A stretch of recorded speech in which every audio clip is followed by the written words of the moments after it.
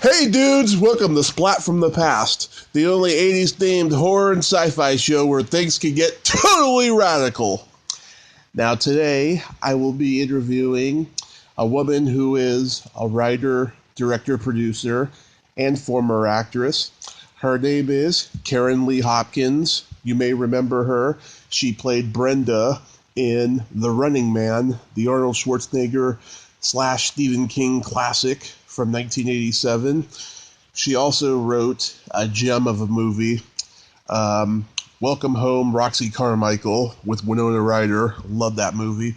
And she also wrote Stepmom with Susan Sarandon and Julia Roberts. I'm having her on the show today to get inside her head and find out how these wonderful projects came to fruition for her.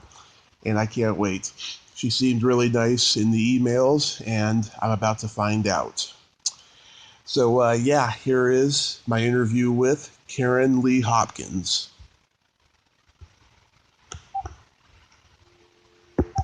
Hi, Karen.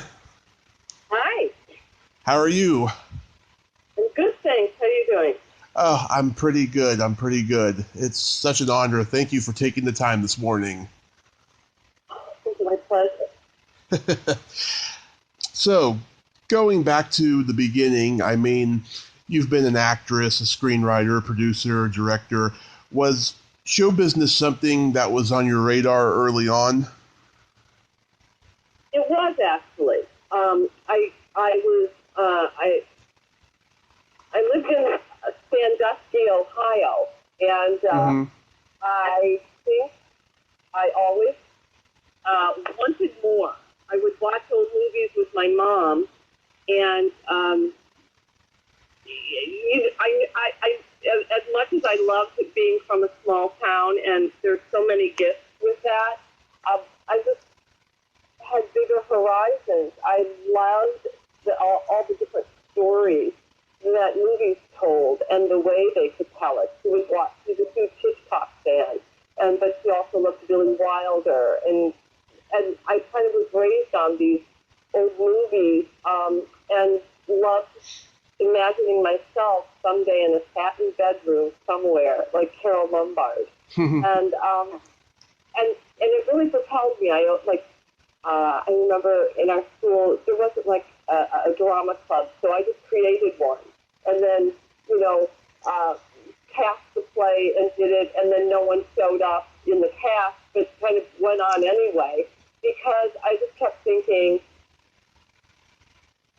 that's what interested me so much. I have a twin sister who was much more the academic, and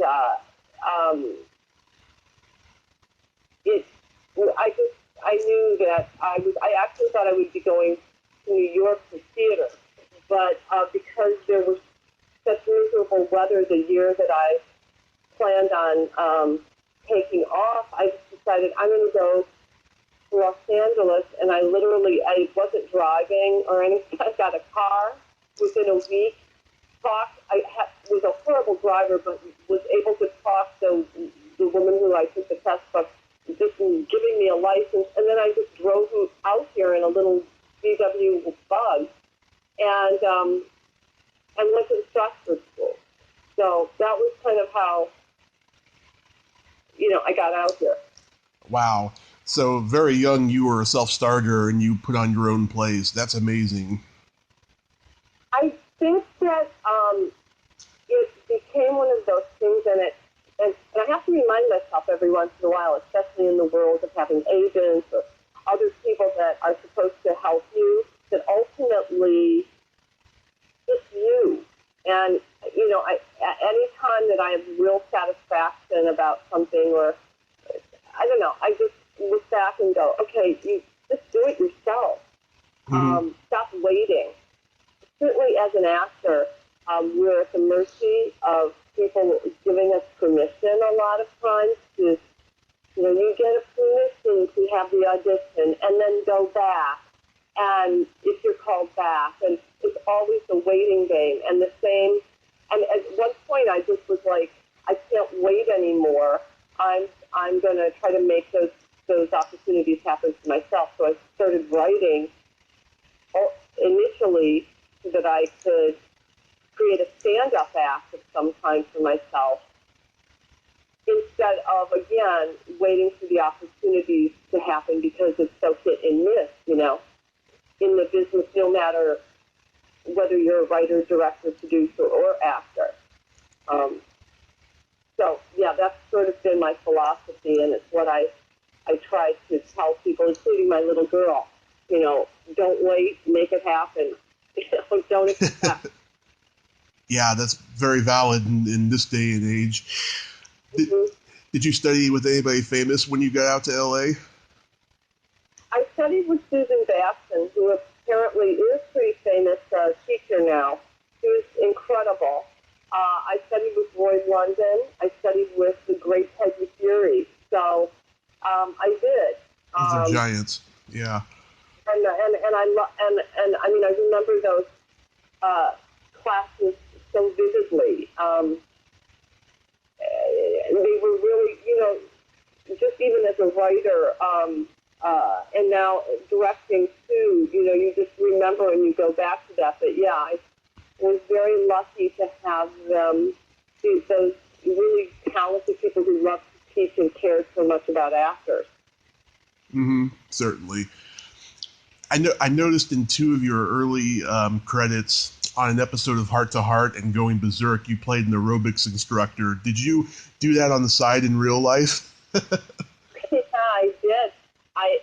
It's funny because when I was teaching exercise classes, like I drove this lawnmower of a car everywhere. I started teaching exercise classes just by default. One day I was in a class, taking the class, and a couple came up to me that have become very dear friends since, but they said, "Do you teach?"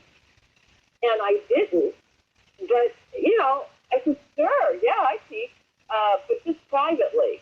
And I started privately teaching exercise classes from them. I would do them 3 times a week, and then their friends, and then friends of them, and eventually agents and managers. And at one point, the director saw me teaching the class privately, Peter Medak, and that's how I got cast in Heart to Heart. And so, yeah, and in Going Berserk, one of the producers knew me as an aerobics teacher that was also an actress, and so that's how that happened. But yeah. And that was like my bread and butter for a long time. You know, I taught like 17, 18 classes a week. Wow. Privately. Yeah, I'm always fascinated by how people get typecasted, and I have found over time that people are not really what they are in the movies. Right. No, that's very true. You played a camera woman in the notorious DC Cab. I think that movie is very underrated. Me too. Joel Schumacher. Yeah, I know. And what an energy he has on set. He was just somebody, I think he came from set, from window design. I mean, he was in New York doing that. And but just had such a visual sense with such a passion and beautiful energy that was very contagious, you know, especially when you're in a small role. Sometimes a director will not pay too much attention to you, or there's just too much other detail to attend to, but that was not the case with him. Yeah. I think Mr. T was on a lot of pressure of this movie because it wasn't as good as Rocky III, so that's why I think it took a beating, you know. Yeah, that makes sense. What a great character, Mr. T. Yeah. You're also you play a receptionist in one of my favorite '80s movies, Cloak and Dagger. My God, yes, I did, and I just every time was just so darn happy to do it. That's exactly right. That's improvised there, but I did. Cloak and Dagger is a lot of people on their list. Yeah, I reached out to the little girl that you were in the scene with, Christina Nigra, and I asked her for an interview, and she sent me instead of answering, she sent me a promo for her, following her on Instagram. I was like, okay, she's a very interesting person now. Oh, yeah. Yeah. I'm not too. I don't get too involved in the social media of it. I'm too, I think that's a whole other career. Yeah. Yeah, but I know a lot of people love their Instagram. Mm-hmm. It's a new way of communicating with people. You're one of the smart ones, Karen. Okay. Well, yeah, I don't know where it ends, and also I guess I like creating, I think I'm too busy writing and trying to manage all of this, but yeah, I find it just a bit daunting. I don't judge it, but it's too much for me, Yeah. Now, you're the third person I've interviewed from this movie, and I'm sure you're going to be the third person to wonder how I even know about it. Talking Walls. Oh my God! I was right. Wow. Okay. All right. That's great. And the third person you've interviewed? That's wild. Yes. I also interviewed Marie Lauren and Carolina White, and we talked about it. I used to own a copy of this movie. After this video store I used to rent it from closed down, and it's just this weird pseudo documentary within a movie, and I like it for some reason. And even the director was a painter, which I also felt like there was just he had a vision for it. Oh, that's so funny. Mm-hmm. Because it was something else. It was called. They called it Talking Walls. I don't remember. I just, boy, oh boy, that is really way in the past. But okay, I don't even have a copy of that. Maybe I have to get a copy from you. It's on.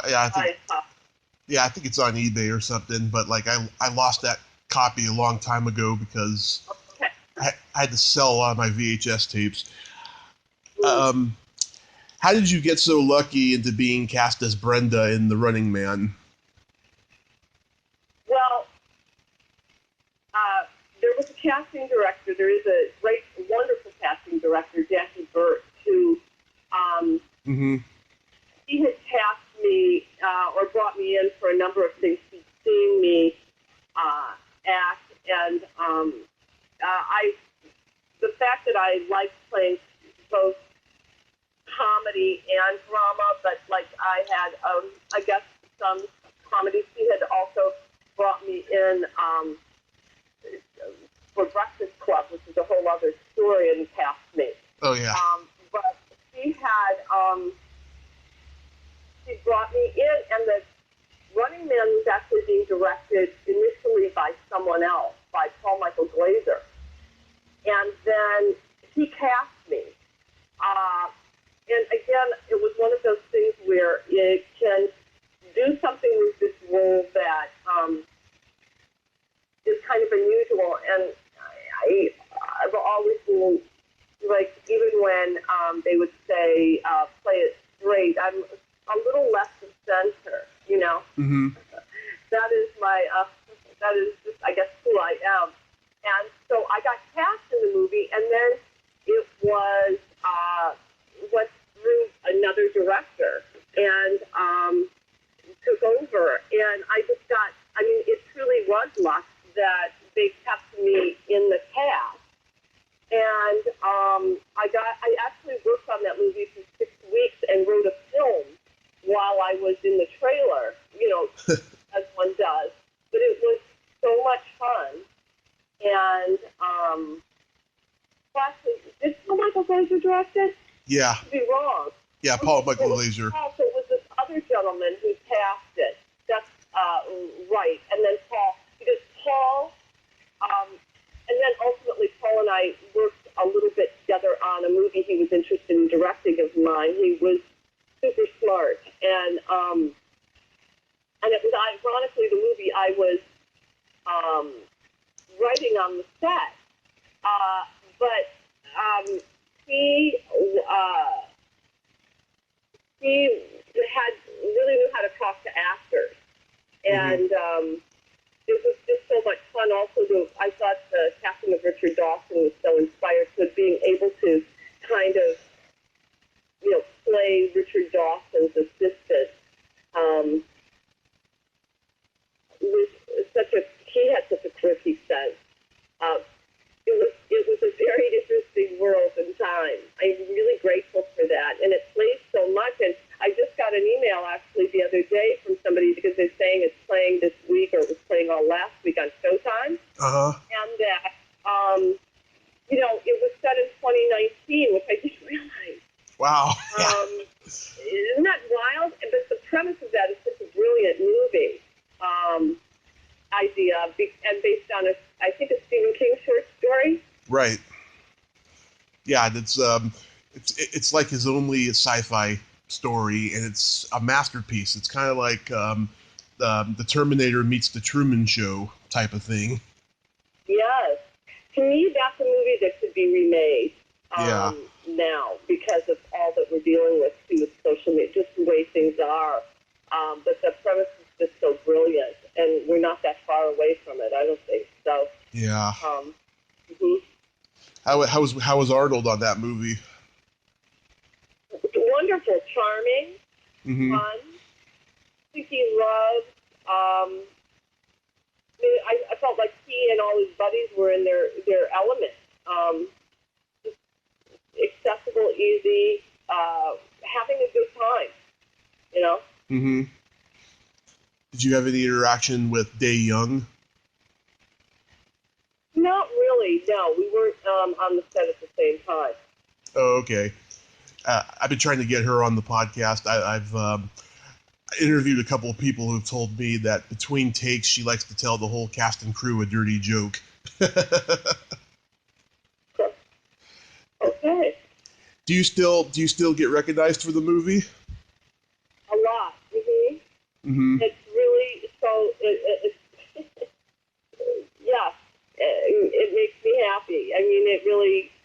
I'm just so grateful to have done it, and it's many people's, a cult favorite for so many people, and they run it a lot. I mean, again, on all levels, it's delightful.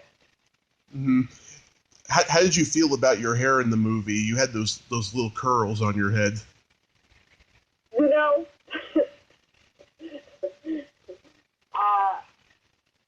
For me, as an act, what it did was, I've never worn my hair like that, and since, it really puts you in a different place, right? As a character, because it's like, okay, she's wearing her hair like this is not me. I'm going to go into what is her and this time, and it's and I think that they I spent a lot of time in the chair for that. But whatever their idea was for it, I mean, it did make me feel not like Karen. It made me feel like Brenda, which is exactly what it was supposed to do. The one scene that Paul, I can't believe I forgot. Yeah, it was Paul that was directing it.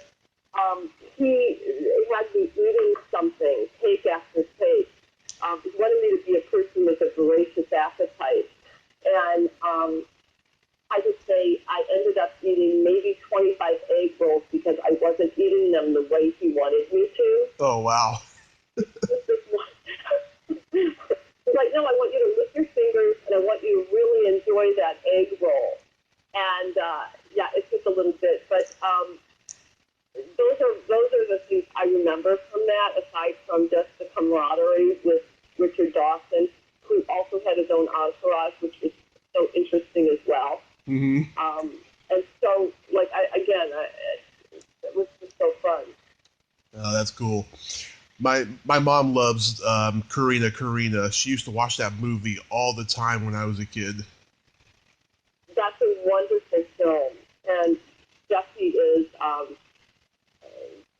talent. I mean, she's just beyond incredibly talented filmmaker. And that movie is so heartful, and I think it stands the test of time. I think it's got extraordinary performances, I thought, out of those characters. That was such a fun thing to get to do. Mm-hmm. And it was Donna Mishi's last movie. I didn't know that. I didn't realize that. Mm-hmm. That was a great casting with him, wasn't it? Yes, it was. He was brilliant. Now, you transitioned into writing. I love Welcome Home, Roxy Carmichael. I have since I was 8 years old. When it hit HBO, I didn't even remember seeing it advertised when it came out in theaters, and it looked so quirky and up my alley in the preview that I had to watch it the night it premiered on HBO, and I just fell in love with it because I was an outcast in school, and I was bullied a lot, and people would spread rumors about me and stuff, and it was just a story I could relate to, and I still do. Where on earth did this movie come from? Well, it came from my experience as well. I really, let's say, was ready to get out of high school like the day I got in high school, you know. Mm-hmm. I didn't have any preconceived notions that it was going to be fun. I just didn't know how bad it was going to be. I kind of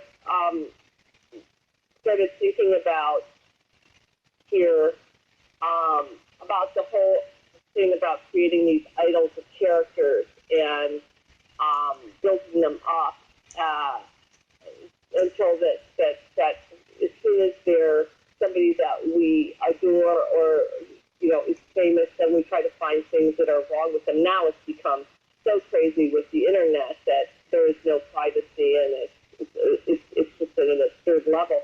Yeah. But it was kind of born out of when I left Sandusky, and then I would come back, and there would be, no matter what I did, if I was even doing under fives on soaps or whatever, or play here, and certainly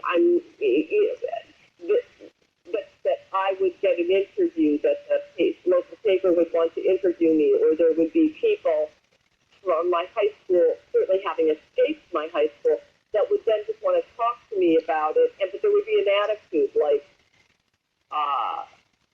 but they wanted to also see me. And I started thinking about that, about what it was to come home. Okay, so that was one piece of it. Roxy, what if someone made it in another part of the world and came back to their hometown? What is that? And then this idea of this character, Dinky, came to me, who were going to see her through. She initially, the movie didn't have Dinky in my head. It was just this woman who never comes home for her homecoming. But builds this big building and everything because she can't, because ultimately she's still afraid to go back to the place that she escaped from. And then one day, literally, I had this idea, what about this character Dinky Passetti who we see it through, who thinks that maybe she could be Roxy's daughter because she has no connection to her own family. And feels outcast like all of us do. I was really I think alienation is a theme of mine, certainly. I've lived it. I think even as an adult, no matter how much where you're at, for me, you know, you're still, I'm aware of them and us. Most people, as the Eaton Cummings quote, most people, resilience pretending most people and ourselves are alike. Most people have less in common with us than the square root of -1. And even in life now, you know, my daughter is 15, and she'll say to me, "Well, Mom, you're yourself. I mean, you don't care what people think. You don't get it." And I'm like, "Well, I do care what people think, but I'm not going to let it guide me." And so this movie, I feel back even then, I was trying to say something, what it was to someone like Dinky who didn't fit in, but didn't want to fit in necessarily, and needed to find someone that she connected with. And so the myth of Roxy Carmichael became such a big deal to her and helped guide her. And she created this other myth in her head, this other story. This is a movie that actually, it's interesting we're talking about. I have been trying to remake, and I would like to direct. Because I feel like our times right now, we could actually use a Dinky, a character who, extending it further, isn't on the internet, isn't playing the game, doesn't buy into it. But there's a pain in that alienation as well. I think anytime we are different, the world doesn't necessarily accept it. I just wanted to explore that on both levels of both sides of the coin, both with Dinky's character and with the Roxy character, and then everyone who the Roxy character left behind. That was really interesting to me. So that's kind of how she came about. And my dear friend Charlie Peters, who's a wonderful screenwriter, sat with me one day. We were having a talk, and I said, at one point, Dinky was building a rocket ship. And I said, I don't know if it's a rocket ship. And we discussed it, and he helped me find that it was a boat. And then I thought, it's like an ark. It's like Noah's Ark. The boat in the movie didn't quite look like a Noah's Ark, but that was the initial intention. It was going to sail away at some point. Did you have any saying in the casting? Because it's cast perfectly. I did not. A dear friend of mine, Jim Abrams, cast it, and Mally Finn cast it with him. I did not. I was not. I had a producing credit, but I was not in on the casting sessions at that time. This was my first produced movie. Although Jim was very collaborative, and he's become, we've remained very, very good friends all these years. But we talk about, finding Winona. Well, I can't say I didn't. I did have, I guess I had something to do with initially thinking Winona should play the role. I'd seen her in Beetlejuice, and got the script to her. We were both at ICM, and I felt, just in love with her immediately. She's one of the smartest, most creative minds, aside from just being so incredibly talented. So, I guess I didn't have anything to do with the casting except, of course, Winona. Wow. I thought she was so excellent. And everyone was worried at the time that she would be a little too old to play Dinky, but I'm really glad we got her right before she really did become too old for it. Yeah, she was perfect for the role. And Jim Abrams, this was a departure for him because he did the slapstick movies with the Zucker brothers, Airplane and Naked Gun. And at the same time, Jerry Zucker did Ghost. So, 1990 was a big departure for both of those guys.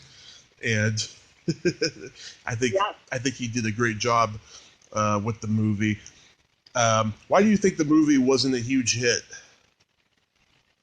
Well, Jim and I, it wasn't that long ago that we were discussing it. I think the way, first of all,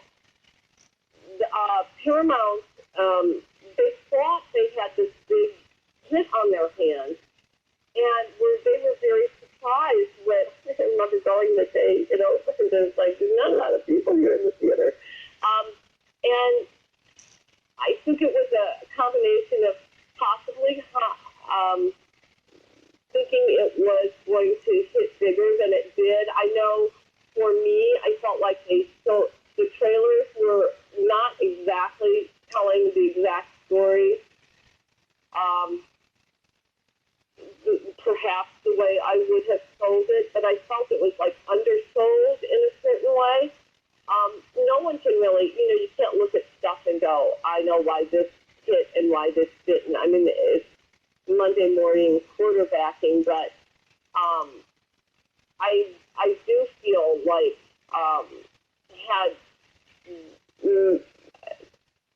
that maybe there were some missed opportunities. I mean, who knows? Yeah.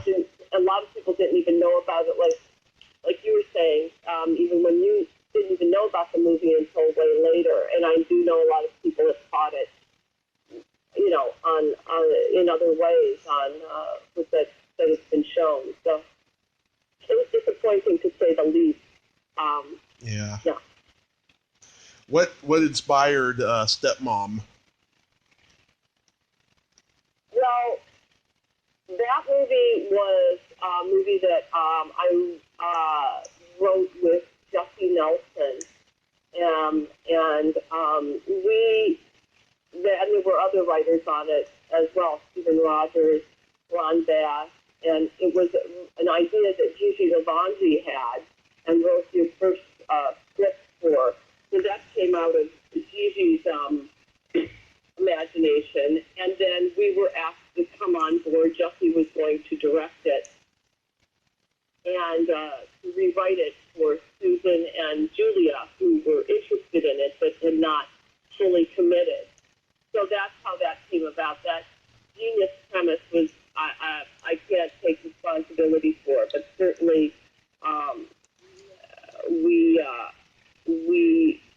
loved working on it, and it was an extraordinary experience in many ways. Yeah, I think Julia Roberts and Susan Sarandon emulated Shirley MacLaine and Deborah Winger in terms of endearment. Their chemistry was amazing, and you can't go wrong with Ed Harris, one of the great actors. I agree. I agree. That movie really hit a chord for so many people, and it still does. I'm so grateful for it. It's one of those impossible premises, Tommy, that you just go, it's so impossibly painful, and you already know you're going to start. It's going to gut you at a certain level. So that's part of the brilliance of that. The impossibility of life, and certainly, I hear every day the saddest stories that you go, you couldn't write that. You can't. Yeah. But so really quickly, I was curious about that Breakfast Club story. The Breakfast Club story. Well, I was lucky enough to get cast in it.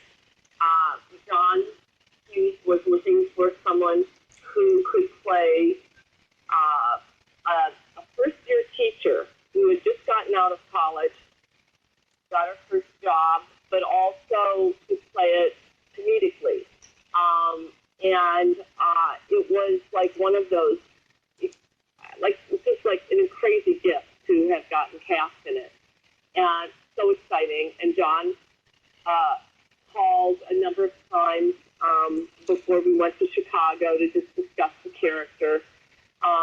But I basically was there to tell the kids in detention that, look, this is, I was where you were not very long ago at all.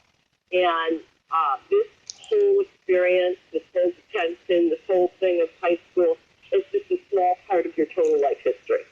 So don't let it define you. And I thought that was a really important piece philosophically. I came into the library and talked to them, etc. Mm-hmm. When I got to Chicago,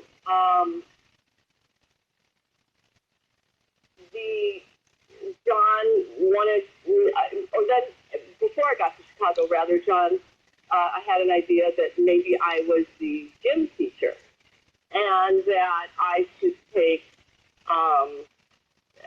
that maybe I taught, aquatones, which is kind of a synchronized swimming. And I said I'm a rock in the water. So I started taking swimming lessons. We had all that done, and I was going to just be in a bathing suit when the principal was going to kind of flirt with me a little bit. Mm-hmm. The idea that I bridged the gap between the administration and the I was kind of that conduit between. So it was kind of important, and I thought that the role made sense. My role made sense. So anyway, then when I got to the set, he wasn't sure if he wanted me to be in the water anymore. Now maybe I would just be a gym teacher. Mm-hmm. So it was like getting me into sweat. I shot the scene, and it was so exciting. Like, wonderful. I shot the scenes in the library and everything. And then I was told suddenly at the end of 4 or 5 days that I was done and that I should take the plane back instead of going to the cast party or whatever. It was kind of odd. There had been no weirdness or anything other than I heard that one of the actors said that I didn't really look like a teacher, and that was a discussion in the editing room. At any rate, I did not know that I was not in the movie for a while. I had gotten cut out, and the word came back that it was a result of a conversation between an actress and the director. And it was disappointing, really frankly devastating, but then years later I've been interviewed because, they want to know what that other character was and what it was about. I've read recently that it was, there was talk that it was because it was a news scene. There was no such news scene. There was no discussion of that whatsoever. But nonetheless, I will say that what it did was, as devastating as that is in an early career, you just go, okay, well, I'm going to pick myself up and I'm going to, what am I going to do? And I started to write because I no longer could say, and this is like, I had been cast in 2 other movies that I got cut out of as well. One that never just went. Mm-hmm. And the other one was Three Amigos. Oh. And Three Amigos, they cut the first 40-some minutes out of the top of the movie. I was John Landis had cast me as Steve Martin Short, and Chevy Chase's maid that also provided other services for them.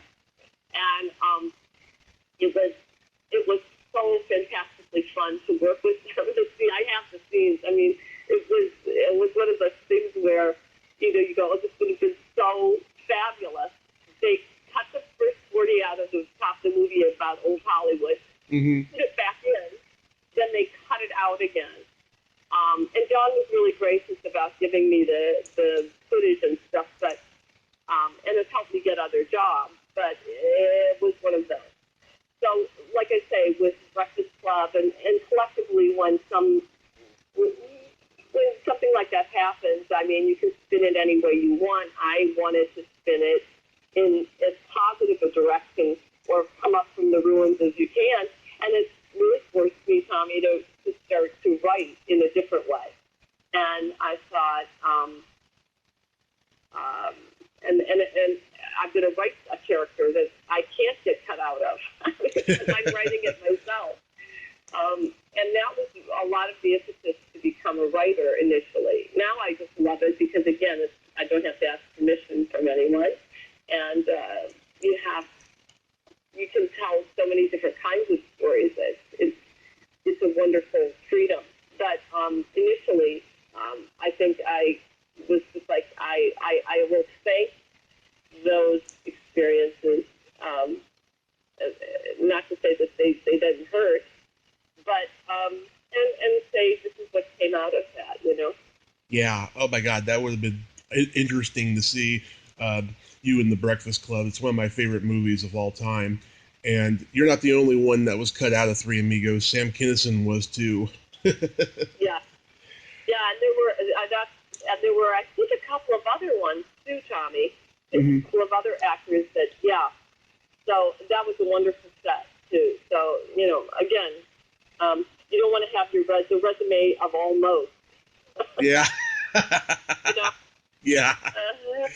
Mhm. So, do you have any upcoming projects? Yeah, I am about to direct a movie that I adapted book from a book that and hopefully I'll have a little role in that, certainly, called Little Black Dress. It's a Warren Adler novel that is very loosely based on, and I'm working on a series in New York as well as a writer and a consulting producer, so that's been wonderful. And then I just finished a movie for Lifetime that hopefully will be shooting soon. So, I mean, there's lots of stuff. I just directed a music video a couple of weeks ago. We're just going to start cutting. So busy. And Oh, that's wonderful. what else to get? Yeah. And I've seen one of your recent pictures. You look exactly like you did in Cloak and Dagger. What's your secret to not aging? Talking to people like you that are saying such things. I don't know. I don't. That's really sweet of you. But yeah, I don't know about that, but I'll take it. I'll take it. Yeah, I don't know. But I do tell my daughter, the secret to a happy life is doing what you want to do and knowing that sometimes you're not going to get to do what you want to do, but at least trying as hard as you can. And I think that has brought me a lot of joy. So I'm super grateful for it. I'm super grateful that she can see, at least, even if mommy's disappointed or, oh, that one didn't work out or didn't happen, that this is what we do. We keep trying, opportunities. That's beautiful. Well, Karen, thank you so much for your time. You're a sweet lady, and I hope your upcoming movie goes well, and I hope Welcome Home, Roxy Carmichael does get remade by you. Thank you. Me too. From your lips to God's ears. I mean, seriously, I just feel like that's what we put out there, but I very much want to do it. So I think its time is now. So, and thank you for your time, and I appreciate it. Oh, my pleasure. I'll send you this after I upload it, and I hope you have a great day. Thanks. You too. Take care. Okay. Bye-bye. Well, there you have it. Karen Leigh Hopkins. Isn't she a sweetheart? Thank you so much, Karen. Very nice lady, very articulate, great stories, and you've had an amazing career, and I just know you will continue to do so. If you like this video, everyone, please subscribe to my YouTube channel, add me as a friend on Facebook, join my Tommy Kovac comedian page on Facebook, follow me on Twitter and Instagram, and all that fun stuff. Well, that's all the time we have this week on Splat from the Past. Until next time, this is Tommy Throwback Kovac saying, there's no shame in living in the past, because the present sucks. Later, dudes!